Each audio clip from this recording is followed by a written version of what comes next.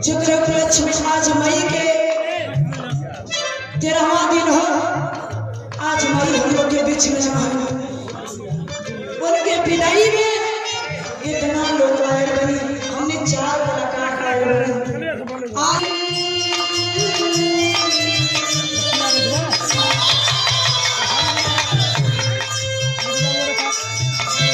ये 4 दिन जवानी के हो खेला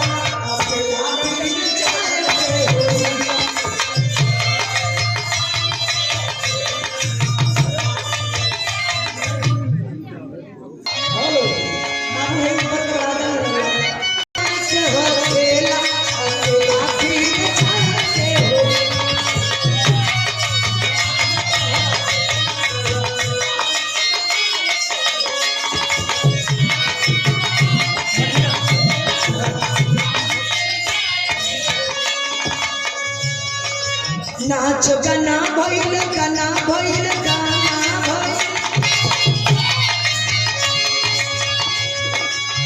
नाच गाना भइल बजना बजेला अकेला फिर जाके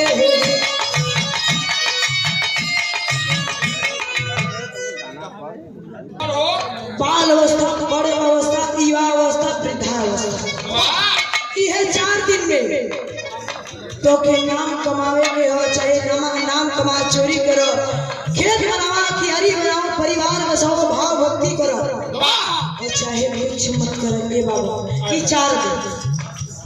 अगली लाइन मास्टर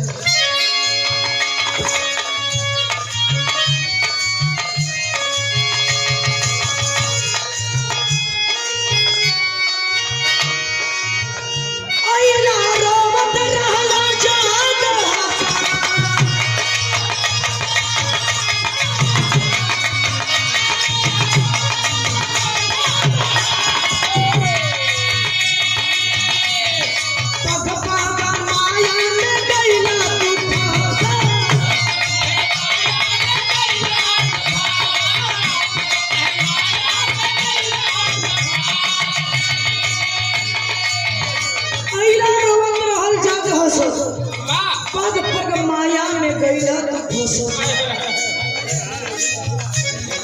नाच गाना भइल गाना भइल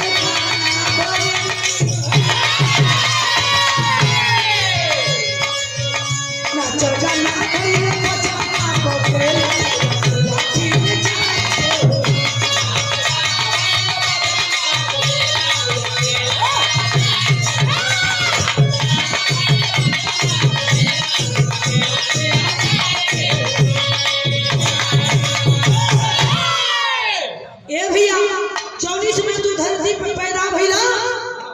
वो समय में आप रोवत रहा, लेकिन यही जग संसार के लोग टोला मोहल्ला के लोग सब देख के हंसत रहा कि फलाने के घरे बेटवा भइल है बिटिया भइल है सोहर के बात मंगल चार होत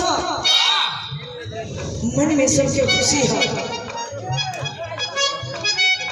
नाच गाना भइल बजना बजेला अकेला फिर तोहरे पर ही में केहू के खुशी होला माई बाप के केहू रामायण करावेला केहू बिरहा करावेला केहू ऑर्केस्ट्रा करावेला तमाम बेटवा के खुशी में लोग करावेला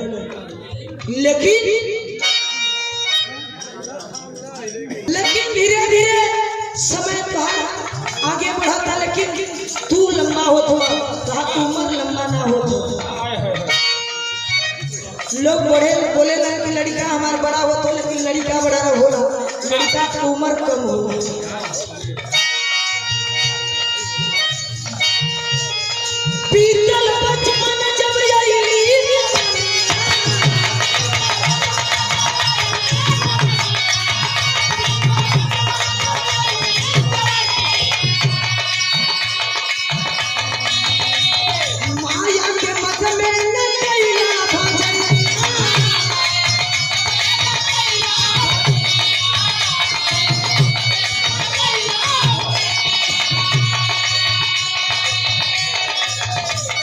रह गईला झटपट झमेला।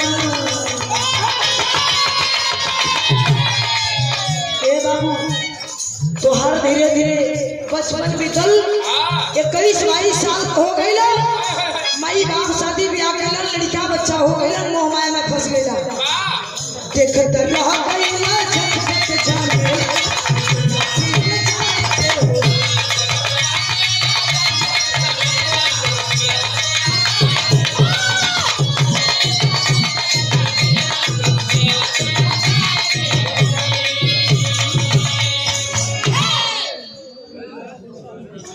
देखत रह गईला झंझट झमेला है बाल परिवार लोग लड़का गाड़ी घोड़ा बंगला बनावत रह गईला।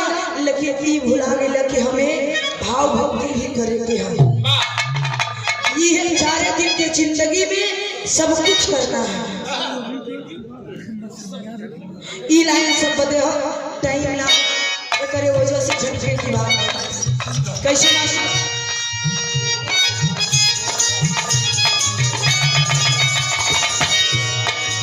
कुछ लेके नहीं लो खाली हाथ जाइए हो खाली हाथ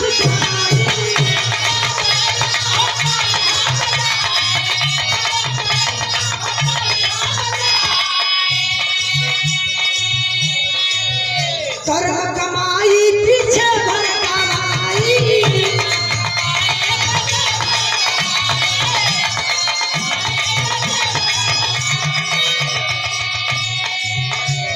खाली हाथ अइला हो खाली हाथ जाई।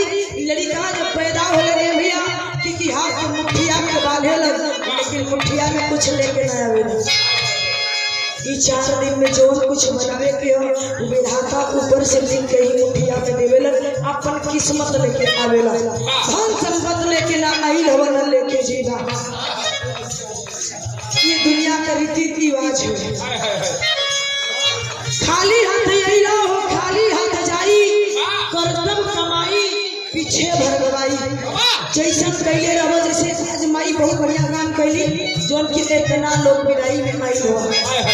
और अगर निक काम ना करबा दिया बोले माला देखे कही अरे मार देखे धरती का बोझ खत्म भइल कैसो कही। यही से कहल कि 4 दिन में सब कुछ करे के हो।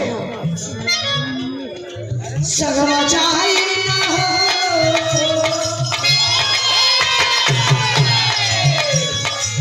सगवा चाहिए कौड़िया के लाठी में जाते हो।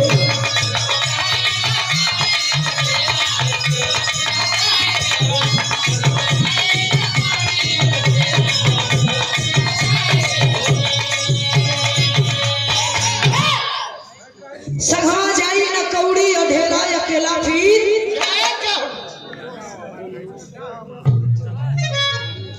जितना दिन यहाँ रहा लोग कहलन कि आज बाबू को बाबा का बनावल बाबू में झेलत हुआ, बाबू को बनावल बेटवा झेलत हुआ, और बेटवा को बनावल नाती झेलत हुआ।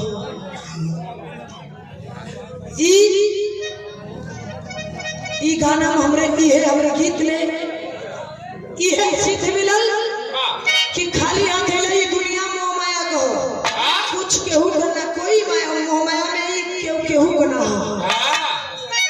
खाली हाथ आई लो स्वार्थ बस दुनिया कुछ होना है दुनिया में। आखिरी लाइन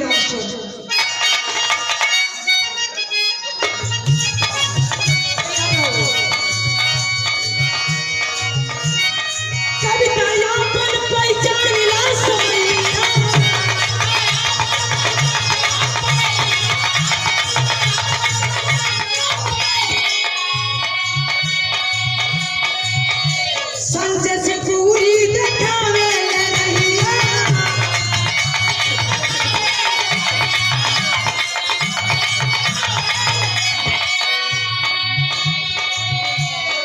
पंकज कविता सतगुरु के चेला प्रीति कविता है सतगुरु का चेला।